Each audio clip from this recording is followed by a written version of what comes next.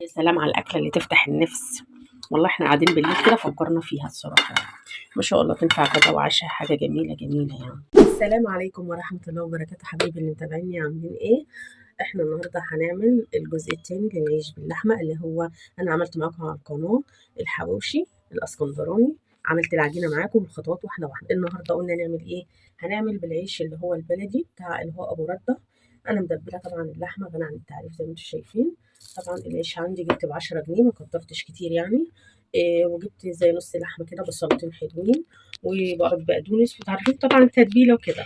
ماشي، قلنا دلوقتي هناخد لحمه، وانا حاطه الشوايه بتاعت على النار او المقلايه بتاعتك اي حاجه. تقوم جايباها ومسخناها على النار بمعلقتين زيت. عايزه تحطي سمنه حطي، بس ده اختياري، انا بحط زيت. ماشي، وزي ما انتم شايفين كده اهوت هنفرد اللحمه في العيش. الموضوع سهل جدا، ولا عجين ولا خبيث. شايفين؟ جميل جدا. سلام بقى للموظفين مش الجماعه الشغالين وكده. لو تعينيه ني كده اهوت وتغلفيه، وتقومي تيجي يا دوب تسيبيه يفك وتحطيه في الطاسه على النار المقلايه بتاعتك، بتسويه بيطلع خرافه الصراحه. ماشي، نخليه كده حشو حلو تمام.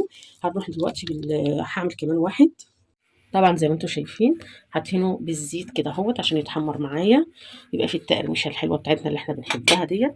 وهدهنه كده اهوت، كده كده المقليه بتاعتي فيها معلقه زيت، بس برضو ايه في حتت ممكن ما يطولهاش، يقوم ايه يبقى ايه شارب معانا كده. وغيره وغيره كده اهوت. هكمل ب10 جنيه عيش في نفس المقدار، وهناكل احلى عيش بلحم في الدنيا في ثانيه. في ثانيه كده هكون واكله العيش بلحم. زي ما انتم شايفين النار عايزاها تبقى هاديه جدا. عارفين يعني ايه هاديه؟ حوطي خالص اهو. اي حاجه عندك غطي بيها. لو عندك حاجه مدوره مقلايه غطا حله. ماشي، انا دلوقتي كده اهو هغلب بدي كده.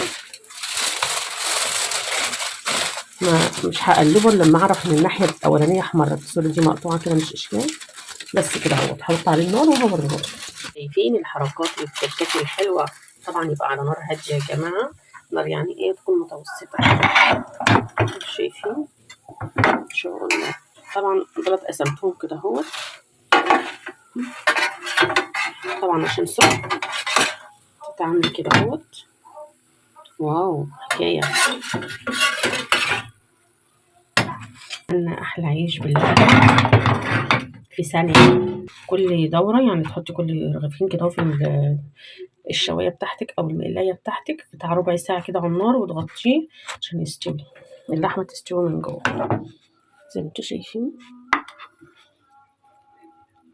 يا سلام على الأكلة اللي تفتح النفس. والله احنا قاعدين بالليل كده فكرنا فيها الصراحة يعني. ما شاء الله تنفع غدا وعشاء، حاجة جميلة جميلة يعني. شايفين؟ طعمه حلو أوي وخرافة كده، ولحمته مستوية من جوه، حاجة جميلة يعني. وطبق المخلل، طبق سلطة بقى، وتعيشي حياتك كده وبالهنا والشفا.